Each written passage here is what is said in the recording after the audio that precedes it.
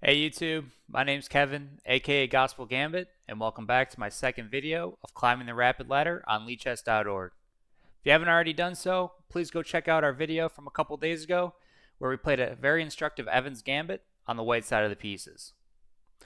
In today's game, we're going to go over another opening from the white side of the pieces, the Scotch Gambit. This was from our fourth day of playing on this account, where we had finally shaken off our provisional rating on lichess, and we're ready to start our journey upwards. If you haven't already done so, please like and subscribe. Without further ado, let's get to the game. So in today's game, we have Gospel Gambit, me playing on the white side of the pieces, sitting at 1791 rating, versus Del Piero 7, sitting at 1690, playing the black side. Now the Scotch Gambit starts off with 1e4, e5, knight to f3, knight to c6, and bishop to c4. In our first video, we faced black playing bishop to c5, and we responded with b4, leading into the Evans Gambit. In today's game, we got black playing knight to f6. Now, in order to play the Scotch Gambit, we strike in the middle right away with d4, and instead of capturing this pawn right away with knight takes d4, knight takes d4, queen takes d4, we temporarily sack that pawn and we push e5. Now from here, black has a few different options. He can, in the main line of the Scotch Gambit, d4 right away, and in that line, white plays bishop to b5, black brings his knight into e4, and we get a position like this. And I'm sure we're going to get this game at some point of our journey here up the Rapid Ladder, but that is not what happened in today's game. The other option that black can play is knight to e4 right away. They can play queen to e7, and finally they can play knight to g4, which is what we got in our game today. So according to the Lichess database, d5 is played about 50% of games that you're going to face. The next move, knight to g4, is played around 20%. Knight e4, 13%, and then this queen to e7 played in almost 10% of the games. Of all the continuing moves, the queen to e7 already starts giving black an advantage. Correction, already starts giving white an advantage. So in this game, we get knight to g4, and our follow-up is to simply castle.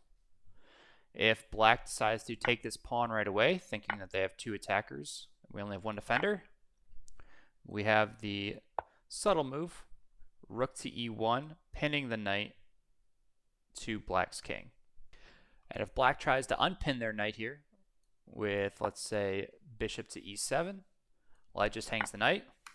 If they try to defend their knight with d6, let's say, then we just have them move pawn to f4, and we're going to be able to capture that knight and be up a piece for two pawns. In this game, black decides not to capture and instead plays the move bishop to c5. And this is called the Max Lagrange attack by black. And in this position, we want to attack black's center right away with the move c3, trying to undermine the pawn on d4 from black. And if we ever get the opportunity to take, we're going to have a massive pawn center here, leading to an attack on black's king. Now black has a few options from this position. Black can castle, and in which case we take the pawn on d4. Black responds with d5. Now in this position, we do not want to take this pawn as it leads to a line where there's a queen trade and black equalizes. All we want to do is drop our bishop back. Black drops his bishop back. Then after the move h3, knight f6, we take the knight, double black's pawns, and the simple queen to d2, putting pressure on black's pawn here. As you can see by the engine, we're already plus 1.5.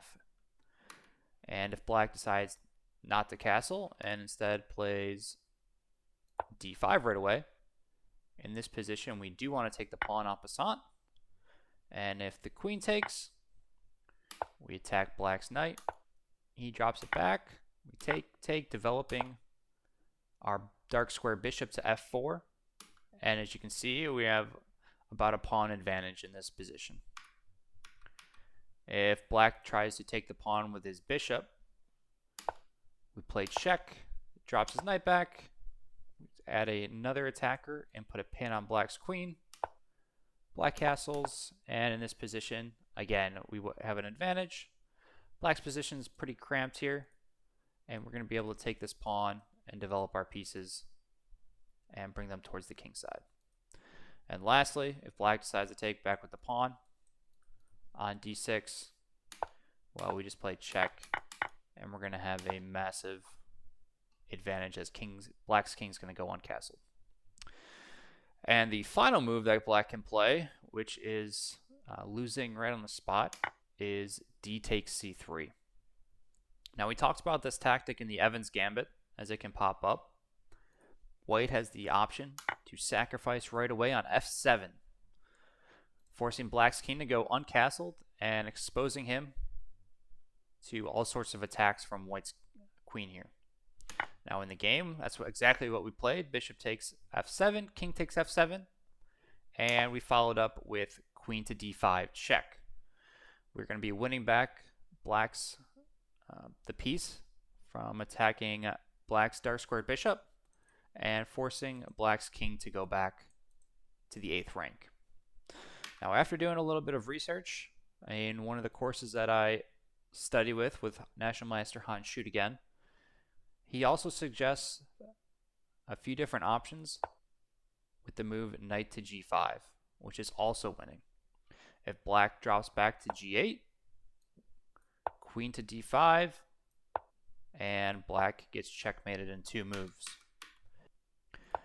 If black drops his king back to e8, we take the knight on g4, and after d6 and e6, we have a +2 advantage. And lastly, if his king goes back to f8, queen takes g4, knight takes e5, we play the check to get our queen out of the attack by black's knight. And after queen to f6, trying to trade queens, we can play this move knight takes h7.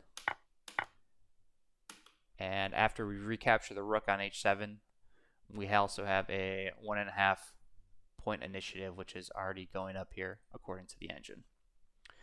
But we decided to go with the straightforward queen to d5, double attacking the king, and black's dark square bishop. This position, black decided to drop his king back to e8. We take the bishop, and after black tries to offer a queen trade, we end up scooping the pawn on c3.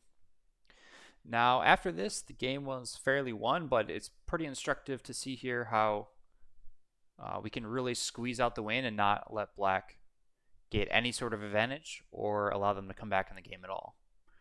So in this position, black plays the move h6. I believe he was fearing bishop to g5, but that's not really our intention in this position. We're asking black, where does he want to place this knight? He just took away one of his only spots, actually the only spot, for his knight on g4 to retreat to. And this move gives us some luft from our king so that we have no issues of any back rank checkmates later on in the game.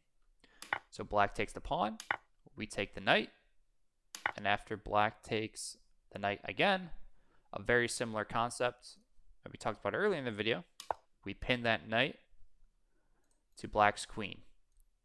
And we already have 2 attackers on black's knight, and after d6, we can play the move right away, f4. In this position, we do have to calculate quickly what knight f3 looks like if black plays it. We got to make sure that we don't take back with the queen as we drop our rook here. And after this, as you can see, the evaluation swings all the way from +5 for us to -5 for black.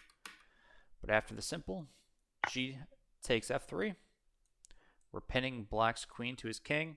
and after the trade, we are going to be up an unstoppable amount of material versus black.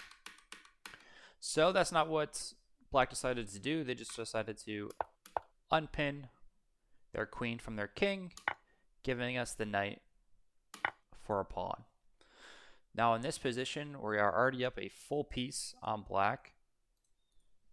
So in order to simplify, let's take the pawn on e5, offering black now a queen trade.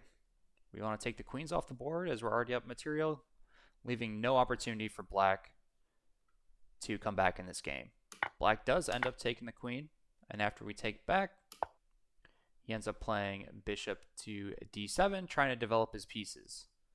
Now some ideas that we're trying to do as white here.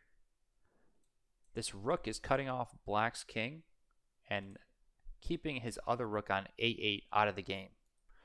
So as you're going to see here in these next few moves, we're really trying to play against black's king, keeping him on the 8th rank and not allowing the second rook to get into the game in order for black to get zero sort of initiative on us. So after bishop to d7, we just develop our piece, knight to c3. Black plays c6 here, trying to give his king some lift in order to allow him to connect his rooks. And seeing that, we play bishop to f4, x-raying this c7 square that black is going to try to be moving his king towards and allowing for discovered attacks against black's king if he ends up going there. This position, black offers a rook trade, which gives us the perfect opportunity to slide our other rook into the game, a to e1, and after takes, black has almost no moves here that they can do. This rook is trapped in the corner on a8. Black's king has nowhere to go, as moving to c7 allows for discoveries, and it's illegal for him to move on the e file.